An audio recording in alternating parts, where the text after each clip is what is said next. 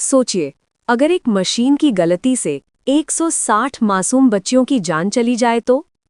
Iran की एक school पर हुआ मिसाइल हमला अब पूरी दुनिया में एक बड़ा सवाल बन गया है।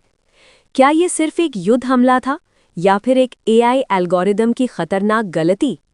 आज हम आपको बताएंगे युद्ध में इस्तेमाल हो रही एआई टेक्नोलॉजी का वो सच जो शायद आपने पहले कभी नहीं सुना होगा। क्या एक मशीन की गलती से 160 मासूम बच्चियों की जान चली गई? मिडिल ईस्ट में चल रहे भीषण युद्ध के बीच ईरान से आई एक खबर ने पूरी दुनिया को झकझोर कर रख दिया है। रिपोर्ट्स के मुताबिक ईरान के गर्ल्स स्कूल पर हुए मिसाइल हमले में करीब 160 बच्चियों की मौत हो गई। लेकिन इस घटना के बाद सबसे बड़ा सवाल ये उठ रहा है कि क्या ये हमला इंसानों ने किया या फिर एक एआई एल्गोरिदम की गलती से ये त्रासदी हुई। बताया जा रहा है कि आधुनिक युद्ध में अब आर्टिफिशियल इंटेलिजेंस का इस्तेमाल तेजी से बढ़ रहा है। एआई सिस्टम सैटेलाइट तस्वीरों, ड्रोन फुटेज और कई तरह के डिजिटल डेटा का विश्लेषण करके ये तय करते हैं कि हमला किस जगह किया जाए।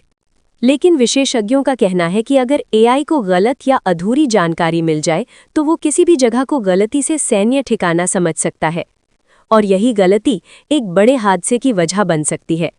कुछ रिपोर्ट्स में ये भी दावा किया गया है कि जिस जगह हमला हुआ वो पहले सैन्य गतिविधियों से जुड़ा इलाका माना जाता था, लेकिन उस समय वहां एक स्कूल चल रहा था।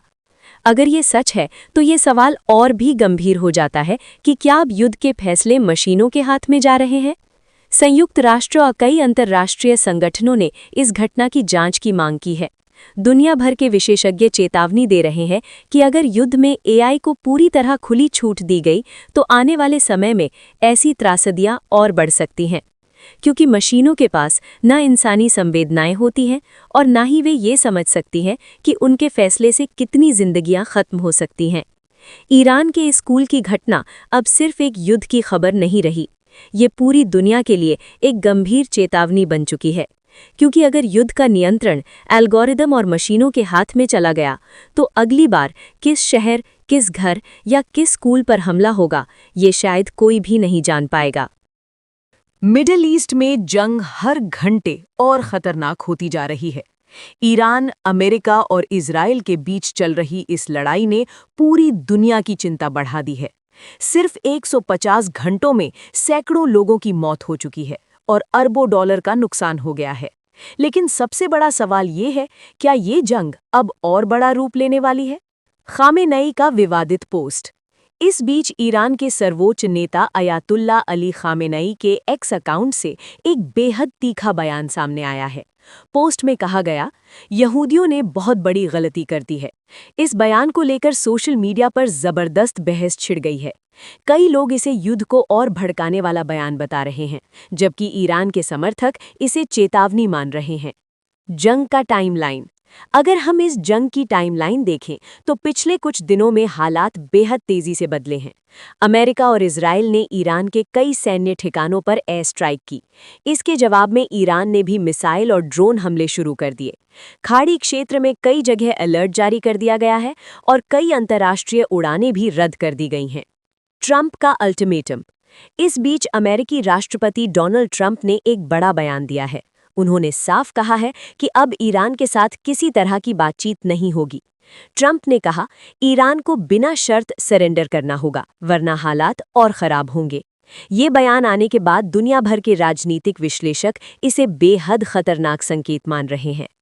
ईरान का जवाब। लेकिन ईरान भी पीछे हटने के मूड में नहीं दिख रहा। ईरान के राष्ट्रपति मसूद पेजेश्कियन ने कहा है कि उनका देश अपनी संप्रभुता से कोई समझौता नहीं करेगा। उन्होंने साफ कहा, ईरान दबाव में आने वाला नहीं है, यानी दोनों पक्ष अपनी अपनी स्थिति पर अड़े हुए हैं। जंग का असर दुनिया पर। इस जंग का असर अब सिर्फ मिडिल ईस्ट तक सीमित नहीं रहा। दुनिया के कई देशों की अर्थव्यवस्था पर इसका असर दिखने लगा है। तेल की कीमतों में तेजी आई है और कई अंतर्राष्ट्रीय व्यापार प्रभावित हो रहे हैं। भारत पर असर।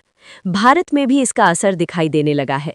गुजरात के मोरबी में गैस की कमी के कारण टाइल्स इंडस्ट्री में हड़कंप मच गया है। करीब 100 फैक्ट्रियों में काम बंद हो चुका है और लगभग 400 फैक्ट्रियां बंद होने के खतरे में हैं। अगर हालात ऐसे ही बने रहे तो हजारों मजदूरों की नौकरियों पर भी खतरा आ सकता है। आगे क्या होगा? अब सबसे बड़ा सवाल यही है कि आगे क्या होगा। क्या ये संघर्ष यही रुक जाएगा या फिर ये और बड़ा युद्ध बन सकता है? फिलहाल पूरी दुनिया की नज़रें मिडिल ईस्ट पर टिकी हुई हैं, क्योंकि अगर ये जंग और बढ़ती है तो इसका असर पूरी दुनिया पर पड़ सकता है। आप क्या सोचते हैं? क्या ये संघर्ष जल्द खत्म होगा या फिर ये और बड़ा युद्ध बन सकता है?